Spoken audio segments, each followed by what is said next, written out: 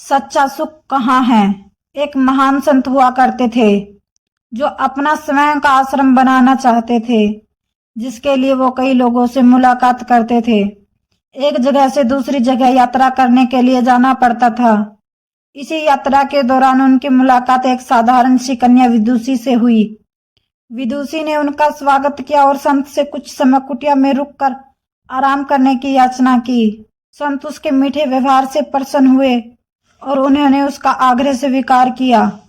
विदुषी ने संत को अपने हाथों का स्वादिष्ट भोजन कराया और उनके विश्राम के लिए खटिया पर एक दरी बिछा दी और खुद फर्श टाट बिछाकर सो गई। विदुषी को सोते ही नींद आ गई। उसके चेहरे के भाव से पता चल रहा था कि विदुषी चैन की सुखद नींद ले रही है। उधर संत को खाट पर नींद नहीं आ रही थी। उन्हें मोटे नरम गद्दे की आदत थी जो उन्हें दान में मिला था। वो रात भर विदुषी के बारे में सोचते रहे कि वो कैसे इस कठोर जमीन पर इतने चैन से सो सकती है। दूसरे दिन सवेरा होते ही संत ने विदुषी से पूछा कि तुम कैसे इस कठोर धरा पर इतने चैन से सो रही थी।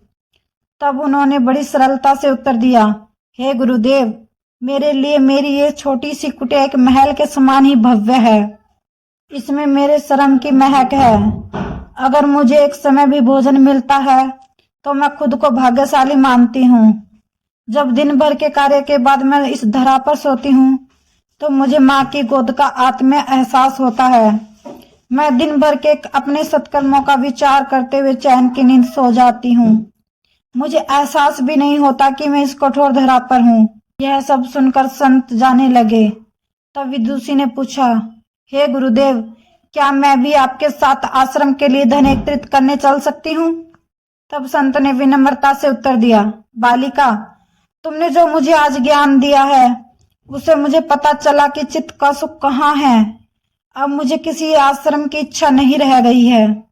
यह कहकर संत वापस अपने देश लौट गए और एकत्रित किया धन उन्होंने गरीबों में बांट दिया और स्वयं एक कुटिया बनाकर रहने लगे। शिक्षा, आत्म शांति एवं संतोष ही सुख जीवन का रहस्य है। जब तक इंसान को संतोष नहीं मिलता वो जीवन की मोह माया में फंसा ही रहता है, और जो इस मोह माया में फंसता है उसे कभी चैन नहीं मिलता। अगर कहानी अच्छी लगी हो तो लाइक, सब्सक्राइब एंड शेयर